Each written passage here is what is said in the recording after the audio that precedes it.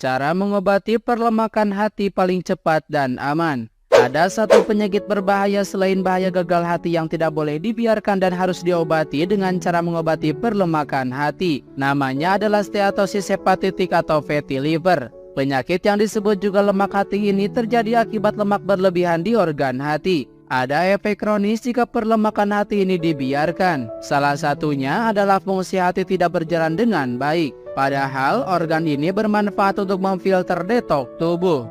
Berikut adalah cara mengobati perlemakan hati paling cepat dan aman. Yang pertama, diagnosis perlemakan hati. Cara mengobati perlemakan hati adalah bawa ke dokter untuk dilakukan diagnosis. Biasanya medis akan melakukan pemeriksaan menyeluruh pada berat badan hingga tes hati. Selain itu, gejala fatty liver juga diteliti, diantaranya adalah kulit menguning serta organ hati yang meradang. Diagnosis perlemakan hati tidak sampai di situ, masih ada tes penunjang lain, salah satunya adalah tes darah. Fungsi tes ini adalah mengetahui kadar enzim yang ada di organ hati. Karena rumitnya proses diagnosis, para medis memerlukan alat khusus seperti USG, CT scan, maupun MRI. Karena itulah layanan ini cukup mahal. 2. Tes biopsi hati. Biopsi hati juga tindakan pengobatan perlemakan hati dan pencegahan kolestatis. Dengan teknik ini, sampel hati pasien akan diuji di laboratorium rumah sakit. Hasil dari biopsi hati adalah kelainan hati bisa ditemukan dengan jelas, sehingga penanganan lanjutan bisa dilakukan dengan segera.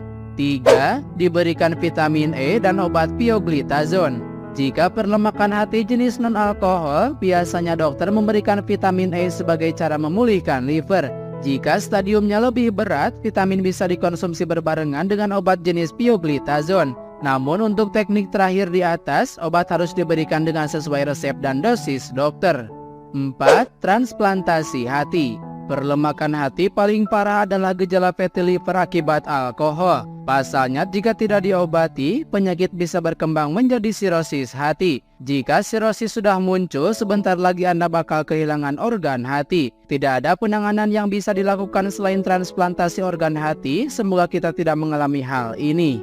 5. Banyak mengonsumsi sayuran. Cara mengobati perlemakan hati selanjutnya adalah mengonsumsi sayuran. Karena karbohidrat yang ada di dalamnya lebih sedikit dibandingkan makanan jenis lain. Karena itulah gula darah bisa dikontrol yang efeknya lemak berubah menjadi energi. Jika ingin bebas perlemakan hati dan komplikasi gagal hati, mengonsumsi sayuran secara teratur adalah solusi yang mudah. Bahkan, makanan ini bisa dikonsumsi sesuai keinginan Anda. Yang perlu diperhatikan hanyalah campurannya saja. Pastikan sayuran yang dikonsumsi tidak dipasangkan saus dan garam berlebihan. 6. Stop untuk mengonsumsi minuman beralkohol. Penyebab pertama perlemakan hati adalah keseringan minum alkohol. Apalagi jika kondisi perut sedang kosong, sekalipun Anda tidak memiliki gen penderita, tetapi alkohol diminum berlebihan, peluang mengalami perlemakan hati cukup besar. Maka dari itu, jangan sekali-kali Anda mendekatinya, pasalnya alkohol yang masuk ke dalam hati membuat suhunya meningkat, sehingga lemak semakin banyak dan organ hati menjadi lemah. 7. Mengonsumsi teh hijau. Lemak hati dan kolestatis bisa dikurangi dengan obat tradisional. Caranya ialah minum 2 cangkir teh hijau murni setiap hari. Teknik ini cukup manjur karena menurut riset kandungan teh hijau bisa melakukan penyerapan lemak di usus dan hati. Bukan hanya itu, ternyata teh hijau bisa menetralisasi oksidasi asam lemak menjadi energi, sehingga perlemakan hati berkurang, stamina justru meningkat. 8. Hentikan obat-obatan berbahan kimia.